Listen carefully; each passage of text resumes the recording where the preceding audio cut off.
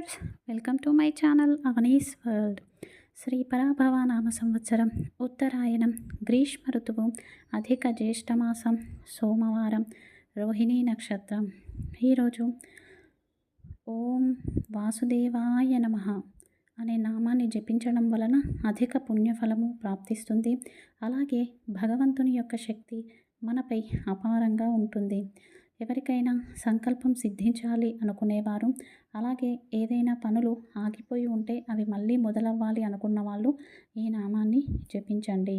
ఓం వాసుదేవాయ నమః, ఓం వాసుదేవాయ నమః, ఓం వాసుదేవాయ నమః.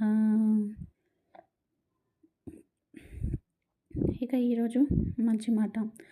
కొంతమంది మన జీవితంలో కనిపిస్తూ ఉంటారు. వాళ్ళు ఎలా మాట్లాడతారంటే, ఏ సహాయం లేకుండానే మేము ఎదిగాము, మాకు ఎవరి సహాయము అవసరం లేదు, ఎవరి సహాయం లేకుండా మేము బ్రతకగలము అని చెప్పేసి మాట్లాడుతూ ఉంటారు. ఇది చాలా సింపుల్ లాజిక్. ఎవరి సహాయం లేకుండానే ఈ భూమి మీదకి మనం వచ్చామా? ఎవరి సహాయం లేకుండానే మనం పెద్దయ్యామా? చిన్నప్పటి నుంచి అమ్మ మనల్ని ఎంతో కష్టపడి పెంచుతుంది. నవమాసాలు మోసి తన శరీరంలోని రక్తాన్ని, మాంసపు ముద్దను ప్రతిదీ మనకి ఇచ్చిస్తుంది. అలా ఇవ్వడం వల్లనే కదా మనం భూమి మీద పడతాము. అలా మాట్లాడకూడదు. మనకి రామాయణంలో రామ లక్ష్మణులకే ఆంజనేయ స్వామి వారి సహాయం అవసరమైంది. అలాంటిది మానవ జన్మ ఎత్తిన మనం ఎంత? దయచేసి ఎవరిని చులకనా భావంతో చూడకండి. అదేవిధంగా దుష్టులకు దూరంగా ఉండండి. కొన్ని విషయాలకు ఎంత దూరంగా ఉంటే అంత మంచిది. ఎవరైతే మనల్ని చూసి సంతోషపడతారో, మన కష్టాల్లో తోడు ఉంటారో వారిని మనం మంచిగా ఉంచుకోవాలి. ఎవరైతే మన గురించి చెడు ప్రచారం చేస్తున్నారో, నిందలు అపవాదాలు చేస్తున్నారో వారికి ఎంత దూరం ఉంటే అంత మంచిది. ఒక చిన్న కథ. ఒక గ్రామంలో ఒక కుటుంబం ఉంటుంది. ఆ తల్లిదండ్రులకు ఒకడే కొడుకు. చాలా గారాబంగా పెంచి చూసుకుంటాడు. ఎంతో కష్టపడి పోషిస్తారు. కానీ ఆ కొడుకు పెద్దయ్యాక తల్లిదండ్రులు తలదించుకునేలా చేస్తాడు. ఇక వారు ఆ గ్రామంలో ఉండలేక బయటకు వచ్చేసి, పరువంతా పోయిందే ఇక్కడ, మేము ఇతరులకు చెప్పేవాళ్ళం, ఇప్పుడు మేము ఒకరితో చెప్పించుకునే పరిస్థితిలో ఉన్నామే అని బాధపడుతూ ఉంటారు. ఇక ఆ అబ్బాయి సిటీకి వచ్చేసి ఒక ఉద్యోగాన్ని వెతుక్కుంటాడు. చాలా కఠినమైన పరిస్థితుల్లో ఉద్యోగం చేస్తూ ఉంటాడు. అప్పుడు అతని చుట్టూ ఉన్న కొంతమంది అతనికి సహాయం చేస్తూ ఉంటారు. ఇలా 4-5 సంవత్సరాలు గడవగానే అతను మంచి పొజిషన్కి వస్తాడు. అప్పుడు అతను తప్పు చేసినప్పుడు ఎవరైతే అతన్ని దూరం చేశారో, ఇప్పుడు మంచి పొజిషన్ స్థాయి రాగానే వారు దగ్గరవ్వడం మొదలు పెడతారు. ఇంటికి రావడం, ఇంట్లో ఉండడం, ఇలా ఉండడం మొదలు పెడతారు. ఇక ఆ ధనమంతా అయిపోయాక మళ్ళీ ఆ బంధువులు వెళ్ళిపోతారు. కానీ ఇతను ఒక విషయాన్ని మర్చిపోతాడు. తనకి ఎవరైతే కష్టాల్లో సహాయంగా ఉన్నారో వాళ్ళను వదిలేసుకుంటాడు. మీరు చెప్పండి, బాగుపడడానికి సహాయం చేసిన వారు బంధువులవుతారా, లేక మనల్ని వదిలేసిన వారు బంధువులవుతారా? జీవితంలో కృతజ్ఞతకు తగినట్లుగా జీవించాలి. ఇక ధనమంతా ఖాళీ అయిపోయిన తర్వాత అందరూ వెళ్ళిపోతారు. ఇక మళ్ళీ సహాయం చేసిన వారు కూడా ఇతనికి కృతజ్ఞత అనేది లేదు, మళ్ళీ తన వాళ్ళు రాగానే మనల్ని వదిలేస్తారు, మనం బాధపడుతూ జీవించాలి, ఇక మన జీవితం మనం చూసుకుందాం అని చెప్పేసి వారు కూడా దూరం ఉంటారు. ఇక చివరికి ఉన్న ఉద్యోగం ఓడిపోయి అతను అనాథగా మిగిలిపోతాడు. ఎక్కడ అతని జీవితం ప్రారంభమైందో మళ్ళీ అక్కడే ముగింపు అవుతుంది.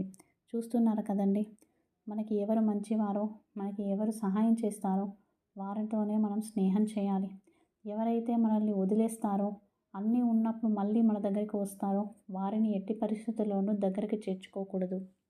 ఇక ఈరోజు తారాబలం. ఈరోజు నిత్య నక్షత్రం రోహిణి నక్షత్రం.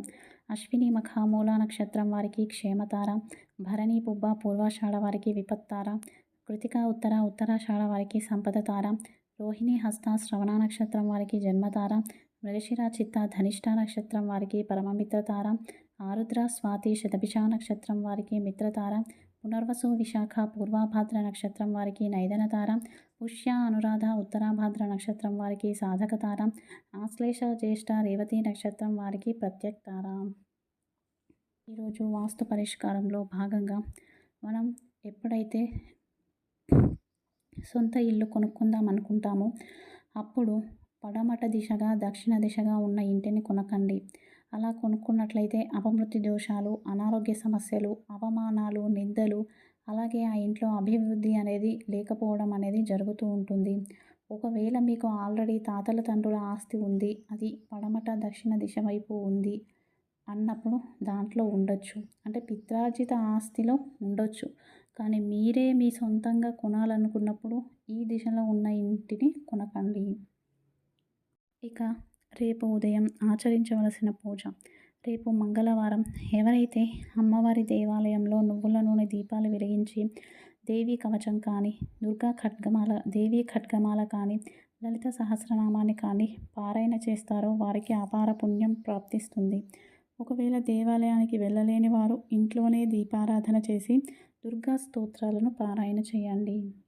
ఇక ఈరోజు సాయంత్రం పాటించవలసిన పూజ. అవమానాలు, నిందల నుండి విముక్తి కోసం, చెడు ఆలోచనల నుండి దూరం అవ్వడం కోసం ఈరోజు సాయంత్రం దేవాలయంలో కానీ, ఇంట్లో కానీ పరమేశ్వరుణ్ణి ఉమ్మెత్త పూలతో కానీ, ఉమ్మెత్త కాయతో కానీ పూజించాలి.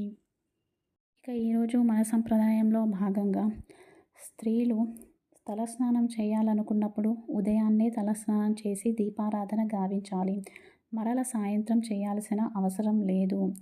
ఒకవేళ ఉదయం తలస్నానం చేయకుండా ఉంటే సాయంత్రం తలస్నానం చెయ్యకూడదు. దానివలన ఆయుష్ క్షీణమవుతుంది.